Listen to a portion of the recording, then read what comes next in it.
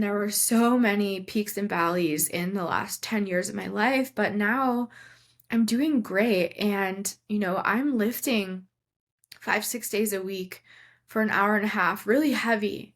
And for a while, like I could not even walk.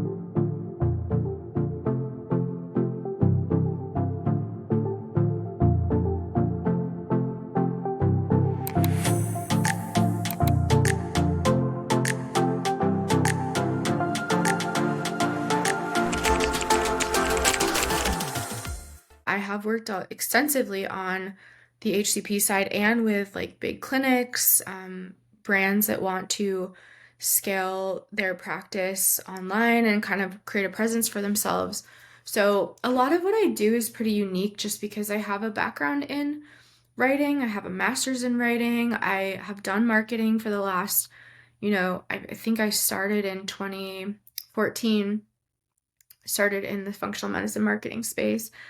And I've also been sick, so I know how to speak to avatars who are very chronically ill because honestly, I did not, direct sales marketing did not resonate with me. It felt very slimy, it felt impersonal. Like, yeah, it might work on someone who's a little bit healthier, but being someone who was incredibly sick and felt very alone and hopeless, I wanted practitioners who would say, like, I see you and we're going to get better and your body can heal. We just need to do the right things in the right order. You're going to be fine. It's going to be work, but like we'll get there. That's what I needed. And so a lot of the marketing I do is pretty genuine, authentic. Of course there's urgency and there are tactics. Otherwise, like how would we make any sales? But I just am not a big fan of the very sleazy like urgent, emergency, because people who are sick, their nervous systems are so dysregulated in most cases that that is just an additional stressor.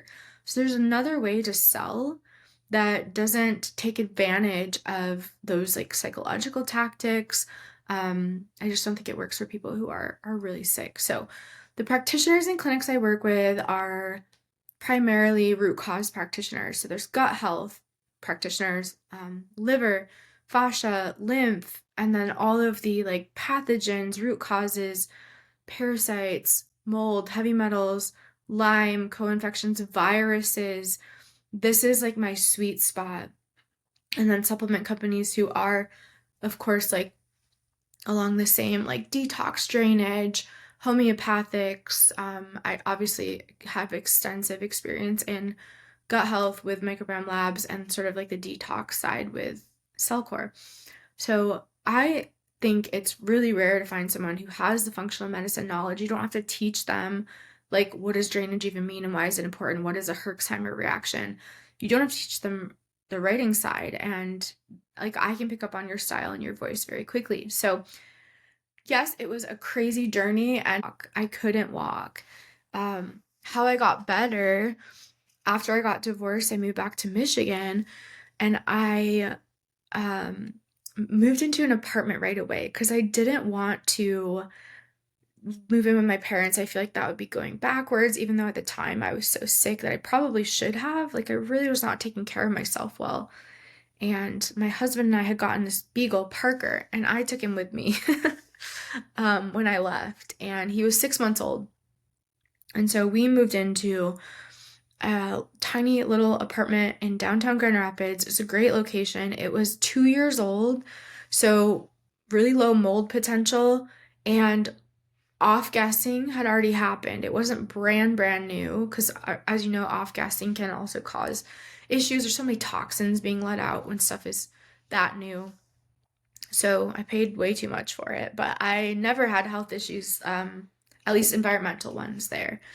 So I moved there and I had to teach myself to walk again. I had an apartment that had a door to the outdoors. It was the first level, so I didn't have to like go upstairs, go in, down a hallway.